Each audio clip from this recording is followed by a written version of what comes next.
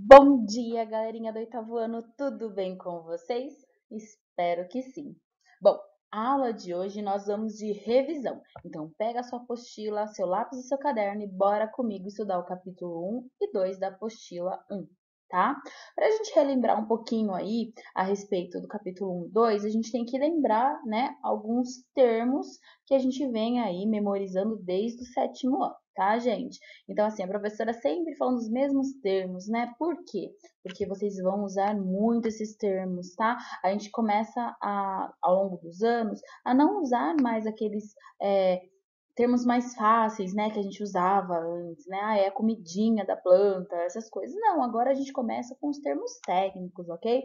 Então, a gente já tem que começar aí a se acostumar a esses termos, ok? Então, bora comigo que eu vou começar a nossa revisão. Na aula de hoje, então, vamos de revisão dos termos principais da biologia, tá bom?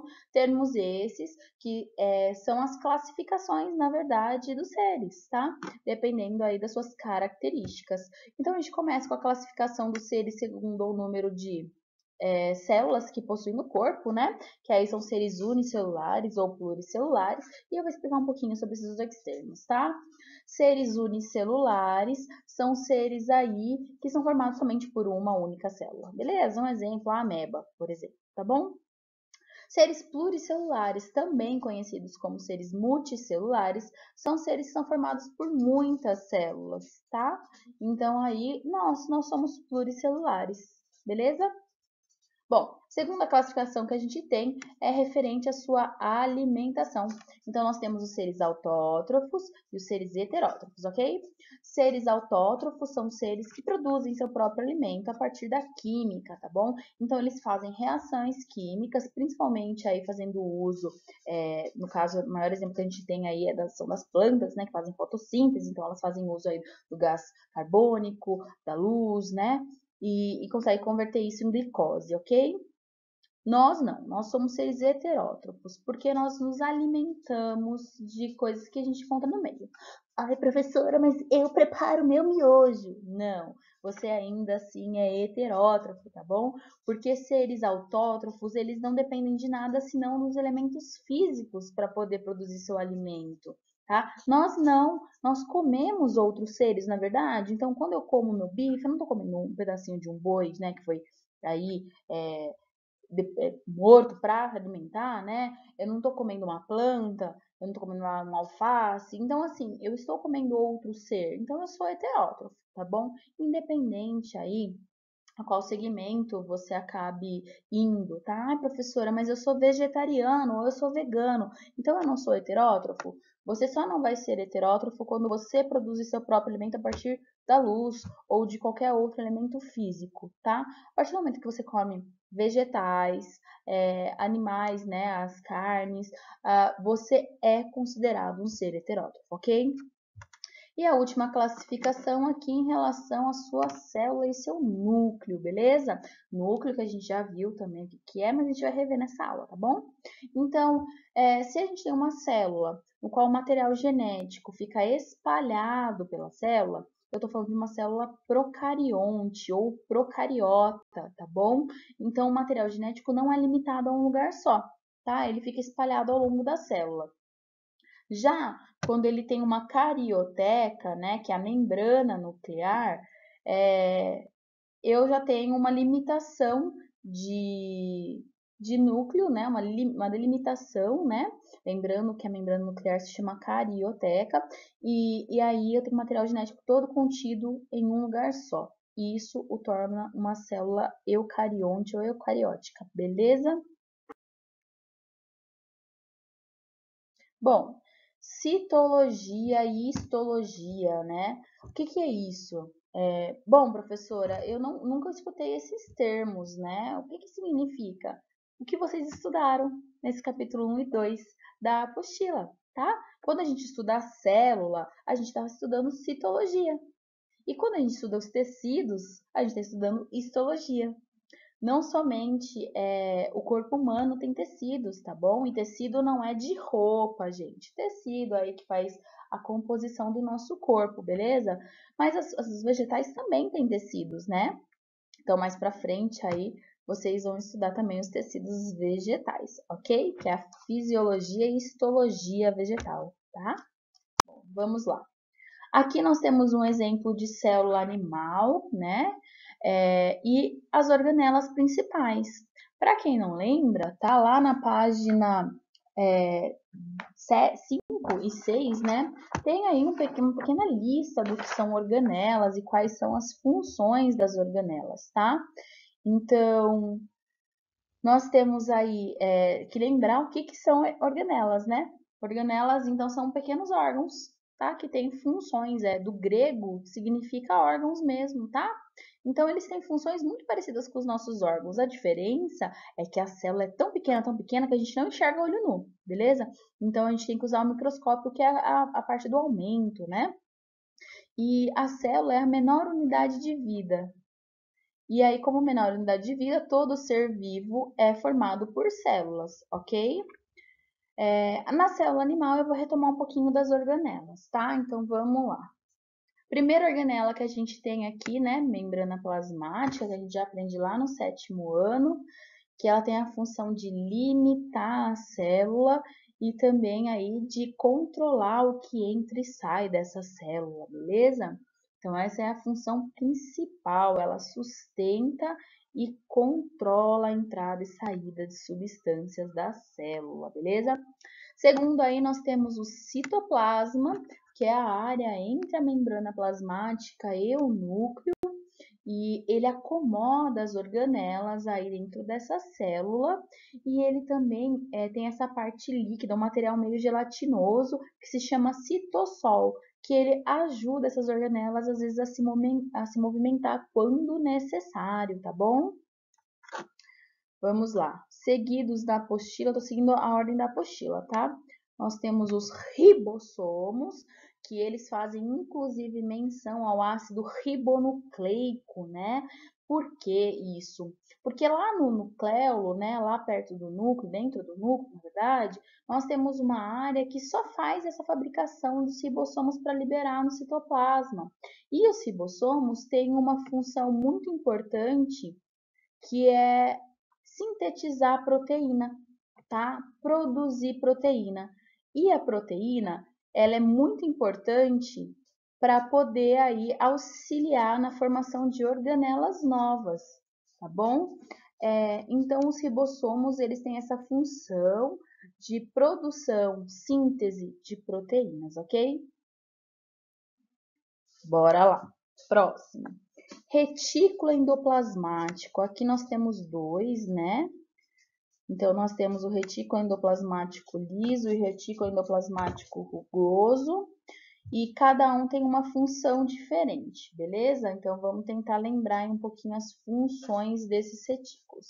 O retículo endoplasmático rugoso, ele tem ribossomos aderidos a ele, tá bom? Ribossomos que fazem com que esse retículo faça transporte somente de proteínas, tá? Enquanto o retículo endoplasmático liso não tem ribossomos aderidos a ele, então o transporte fica por conta do lipídio, da gordura, ok? Então, qual é a função do retículo endoplasmático mesmo? Transportar. Só que cada retículo endoplasmático faz o transporte de uma substância diferente. O retículo endoplasmático rugoso ou granular faz o transporte de proteínas, mesmo porque ele tem ribossomos aderidos a ele. Já o retículo endoplasmático liso faz o transporte de lipídios, ok? E não tem nada aderido a ele. Bom, dando continuidade, aqui aparece aparelho de Golgi, que nós já estudamos, na verdade, que se chama complexo golgiense, tá? Então, por que aparece como aparelho de Golgi, né? Nós já estudamos, vimos que nomenclatura muda, né? Principalmente na parte de biologia. Então, já foi aparelho de Golgi, já foi complexo de Golgi e hoje é complexo golgiense. A gente tem que ficar muito ligado, porque vestibulinho e vestibular às vezes pega essas pegadinhas, tá bom? Bom, dando a continuidade aí, a função do aparelho de Golgi, do complexo golgiense, é de empacotar e armazenar proteínas ou secreções para liberar para fora da célula, tá bom? Então, ele acaba aí tendo essa função muito importante de controlar o que não precisa mais ser dentro da célula e mandar ele para fora, tá bom? A mitocôndria aqui, que também é muito importante, que ela faz a respiração celular. Mas o que é isso? Quando a gente come, né, a gente se alimenta, os nutrientes, né, tudo que a gente come vira glicose dentro do nosso corpo, tudo, tá? Principalmente massa. E aí, quando ele cai na nossa corrente sanguínea e encontra com o oxigênio que a gente, ó, acabou de inspirar, o que acontece? Quando isso se encontra, acontece uma reação química que se chama respiração celular. Então, esse processo acaba gerando gás carbônico e glicose, né, que é a energia, e água, que vai ser eliminado também para o nosso corpo e as células vão pegar, beleza? Então, a mitocôndria, ela faz respiração celular e essa respiração celular, ela fornece energia para essa célula, ok? Bom, depois da mitocôndria aqui, né, nós temos na página 7 aí a explicação rápida de respiração celular, que eu acabei de falar. Os lisossomos, né, que eles têm a função, o nome liso, né, significa lise, vem do grego lise, que é quebra, e somos corpo, então ele quebra os corpos que entram dentro da célula, né, e a função dele é produzir enzimas para realizar a digestão celular desses corpos que entraram na célula, dessas substâncias, tá bom? Depois nós temos o núcleo, né, esse daqui é o núcleo, que tem a função aí principal de coordenar essa célula e conter o material genético. E dentro do núcleo nós temos o nucleolo, né, que eles que auxiliam aí na formação dos ribossomos e acumula eles antes que eles saiam pro citoplasma, beleza? Então o núcleo tem essa função e por último o centríolo, que eles têm a função aí de emitir fios difuso para trabalhar durante a divisão celular. Então, o centríolo vai ficar aqui e o outro vai vir para outro lado e aí vai conseguir auxiliar nessa divisão celular. Perfeito? Bom, aqui eu coloquei um pouquinho a respeito de cada organela e as suas funções, tá bom? Então, o que eu acabei de explicar está tudo descrito aqui também para auxiliá-los, tá? Então, fala do retículo endoplasmático, tanto liso quanto rugoso, o complexo golgiense, não aparelho de Golgi, mitocôndria, citoplasma, lisossomo, centríolos, membrana plasmática, tá bom? Qualquer dúvida, bora dar uma lidinha, mas na apostila também tem, tá bom? E aí nós temos o segundo tipo de célula, né? Que é a célula vegetal. A célula vegetal, ela tem a maioria das organelas que a célula animal tem, só que ela tem 3 organelas a mais, tá? A gente fala, né, sempre do cloroplasto, mas a gente tem que entender que a célula vegetal tem plasto, ok? Cloroplasto é um tipo de plasto, tá? Porque nós temos 2 tipos principais, né? Nós temos os cromoplastos, que é aqueles que têm pigmento. Então, o cloroplasto, ele contém clorofila, e a função aí principal é a de fotossíntese. Mas, ele dá o pigmento verde para a planta, ok? Daí nós temos os vacúolos também, né, que atuam aí na regulação osmótica. O que é isso? Os vacúolos, eles acumulam líquidos e nutrientes nessa célula, tá bom? Para auxiliar, né, o quanto que entra e o quanto que sai dela. E por último, nós temos a parede celular, que aqui está bem representado, né, essa parte de fora, que ela serve como reforço dessa membrana plasmática, tá? Para quê? Para dar sustentação e proteção para essa célula, para quando chover muito ou entrar muita água nessa célula, não venha a fazer com que ela exploda, tá bom? E morra. Então, ele faz esse controle de quanto entra e quanto sai dessa célula, ok?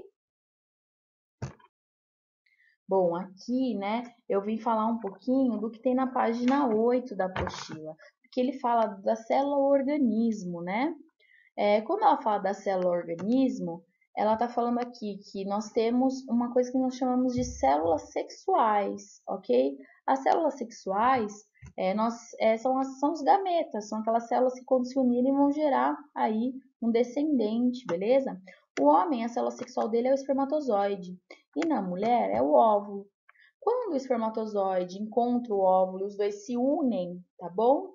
Acontece um procedimento que a gente chama de fecundação. E da fecundação se gera aí, né, uma coisa que a gente chama de zigoto ou célula-ovo, que vai se tornar depois de várias divisões, a gente, né, um bebezinho na barriguinha da mamãe, não é verdade? Então, ó, eu tinha um espermatozoide, se juntou com um óvulo, fez a fecundação, gerou-se a célula-ovo, tá? Assim, então todo mundo já foi uma célula só na vida. E hoje nós somos formados por mais de 65 trilhões de células, né? Como isso? Porque começa a acontecer uma divisão celular lá dentro. E aí de uma vira duas, quatro, 6, 8, 16, 32, e aí vai se dividindo, tá? Isso acontece constantemente no nosso corpo, beleza? Bom, terminei o capítulo 1, tá? Espero que vocês tenham entendido. Bora para 2, que linka exatamente com o capítulo 1, tá? Porque agora nós iremos falar de tecidos. E aí a gente tem um pouquinho qual é, né, a função do tecido e quais os tecidos que existem no nosso corpo. Primeira coisa que a gente tem que saber é que quando eu tenho várias células iguais juntas, elas formam um tecido. Então, vocês estão vendo aqui, ó, eu tenho uma célula, aqui eu tenho outra célula, aqui eu tenho mais uma, tá? Células iguais formam um tecido. Nesse caso aqui, eu estou mostrando células muito justapostas, ou seja, muito unidas, muito próximas uma à outra, que tem uma característica muito importante que é de proteção e revestimento, tá bom? Então, é a célula do tecido epitelial, que nós também chamamos de tecido de epitélio, tá? Aqui na página 13, ele fala um pouquinho a respeito dessas células, desse tecido, né? E vale ressaltar, gente, que o tecido epitelial não é somente a pele, tá bom? Nós temos também tecido epitelial de revestimento dentro do nosso corpo, nos órgãos, tá? Porque ele acaba revestindo esses órgãos para fazer até mesmo uma proteção deles, como por exemplo no estômago, né? Afinal, imagina se o suco gástrico caísse na nossa corrente, não é mesmo? Então tem essa proteção também, ok? Nós temos aí, logo abaixo da pele, né? A nossa pele é dividida em duas camadas. A mais superficial, que se chama epiderme, e a mais abaixo, que chama derme. A derme, ela é uma conexão do tecido epitelial já com uma transição para o tecido conjuntivo. Tecido conjuntivo, propriamente dito, é um tecido de conexão, de união, tá? Então, ele une tecidos diferentes entre si, beleza? Ele apresenta uma grande quantidade de material, aí, de substância intercelular, então as células são um pouquinho mais espaçadas, tá? Então, elas não são tão unidas quanto o tecido epitelial, que tinha a função aí de revestir e proteger, e ele tem tipos diferentes, né? Existe o tecido cartilaginoso, que é encontrado na cartilagem, que tem a função de aí, mobilidade, né? Nessa parte aqui de flexibilidade, ok? Nós temos o tecido ósseo, que é formado pelos ossos, principalmente aí por uma célula óssea que se chama osteócito, tá bom? E tem a função aí de dar sustentação, né, e locomoção ao corpo.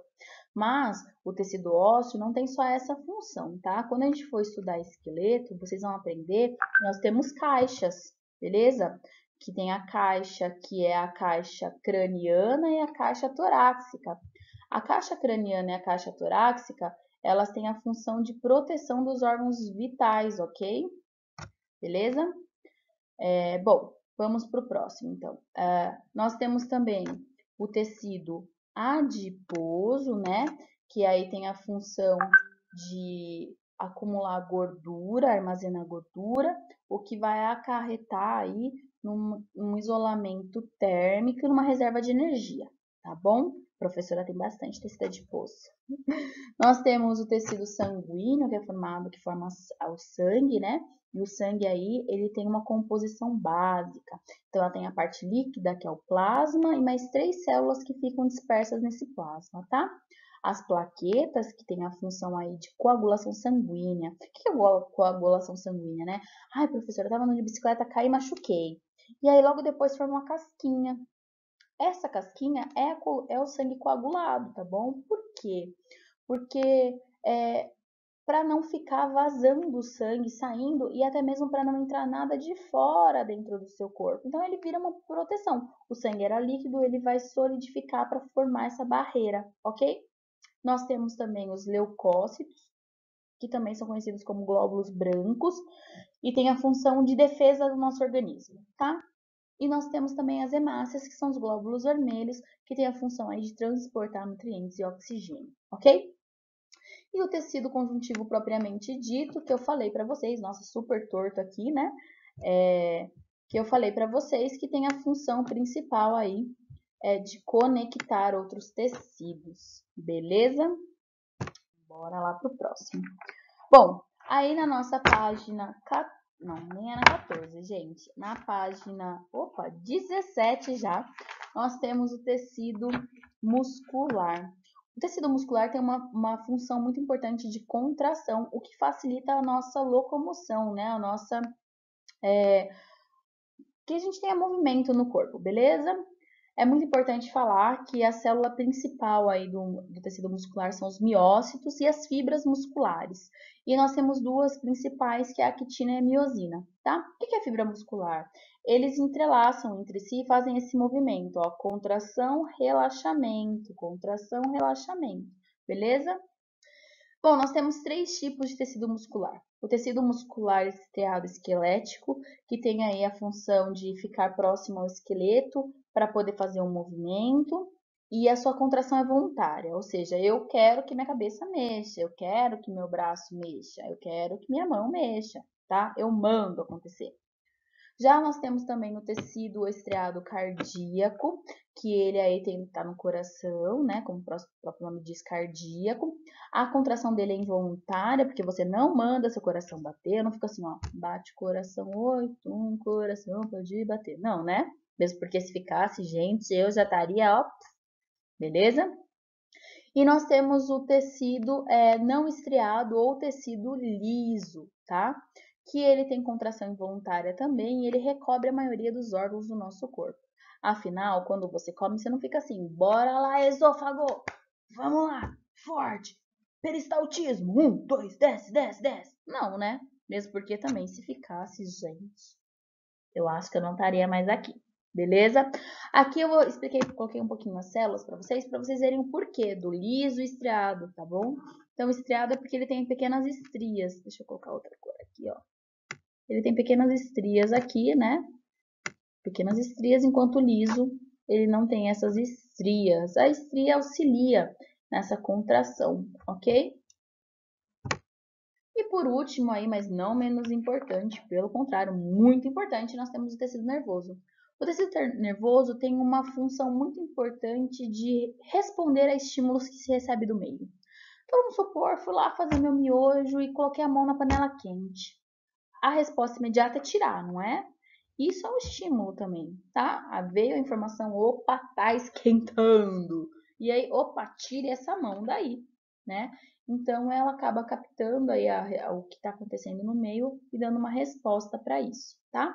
A célula principal aí é o neurônio e ela é formada por corpo celular, aqui bonitinho, corpo celular, dendritos, axônio e terminação de axônio. Vale lembrar que o impulso nervoso ele tem uma ordem, né? Ele segue um caminho, sempre do dendrito, corpo celular, axônio e terminação de axônio. Então, aqui é mais ou menos como se tivesse um outro... Nossa, desenho muito, né, gente? Então, aqui é como se tivesse um outro neurônio. E aí, a informação, ela passasse assim, ó. Daqui, da terminação do axônio, ela fosse vir para o dendrito, corpo celular, axônio, terminação de axônio. E assim por diante. Beleza? Aqui eu tô falando um pouquinho, né, mostrando para vocês como que é a formação. A célula é a base de tudo que tem vida, então é a menor unidade de vida. Tudo que é ser vivo é formado por célula. Não importa se uma, duas, várias células, não interessa, ela é formada por célula. Quando eu tenho várias células iguais, ó, tá vendo? Todas iguais juntas, eu formei um tecido. Quando vários tecidos diferentes se unem, eu formei um órgão. Quando vários órgãos diferentes se unem com o mesmo propósito, eu formei um sistema. E quando vários sistemas diferentes se unem, eu formei um organismo ou um indivíduo, ok? Então, aqui eu tenho uma célula, no caso aqui, por ser alongada, provavelmente muscular. Quando ela se juntou, ela formou tecido muscular. Quando vários tecidos diferentes, então muscular, epitelial, né, sanguíneo, se juntaram, eles formaram um órgão, que aqui é o estômago. Quando o órgão, né, o estômago, se juntou com vários outros órgãos responsáveis pela digestão de alimentos, eu formei o meu sistema digestório. E aí, quando vários sistemas diferentes, digestório, respiratório, circulatório, se uniram, eles formaram uma pessoinha, ok? Aqui eu coloquei, né, a seguir dois mapas mentais para vocês terem uma ideia do que é um mapa mental. E aqui, nesse primeiro mapa, ele fala um pouquinho a respeito aí das características básicas de vida, né? Os termos principais que a gente usa aí, tá bom? Eu coloquei os principais componentes de uma célula, beleza? Gente, espero ter ajudado. Qualquer dúvida, me chama lá no chat. No nosso diário de classe já tem aí exercício para a gente fazer, lista de exercício, já que a gente já tinha terminado e corrigido os exercícios da nossa apostila, tá bom? Qualquer coisa, tô lá, me chama, tô disponível para vocês. Um beijão e fiquem muito bem. Tchau, gente!